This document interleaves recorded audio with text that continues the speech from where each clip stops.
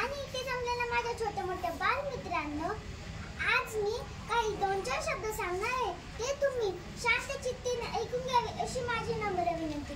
यशवंतराव चव्हाण यांचे पूर्ण नाव यशवंत बळवंत चव्हाण असे होते. यशवंतराव चव्हाण त्यांचा जन्म 12 मार्च 1913 रोजी सांगली जिल्ह्यातील देवराष्ट्र या गावी झाला. त्यांच्या आईचे नाव विठाबाई, वडिलांचे नाव बळवंतराव असे होते. यशवंतराव चव्हाण 4 वर्षाचे असताना त्यांच्या वडिलांचे निधन झाले.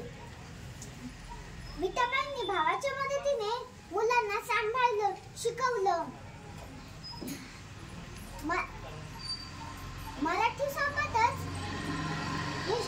यशवंतराव चव्हाणांना विठाबाईंनी देशप्रेम आणि स्वावलंबनाचे धडे दिले. यशवंतराव चव्हाणांना लहानपणापासूनच वाचनाची आवड होती. मराठी सोबतच संस्कृत आणि इंग्रजीचे त्यांनी अफाट वाचन केले. वडील लहानपणीच गेल्यामुळे चव्हाण कुटुंबाला गरिबीचा सामना करावा लागला. शाळेची फी सुद्धा भरणे अशक्य झाले होते. तरीही शिक्षण चालूच ठेवायचं होतं अशा त्यांनी निर्धार केला होता. नंतर ते महाराष्ट्राचे पहिले मुख्यमंत्री झाले. अशा या थोर नेत्याला माझे कोटी कोटी प्रणाम. जय हिंद, जय महाराष्ट्र.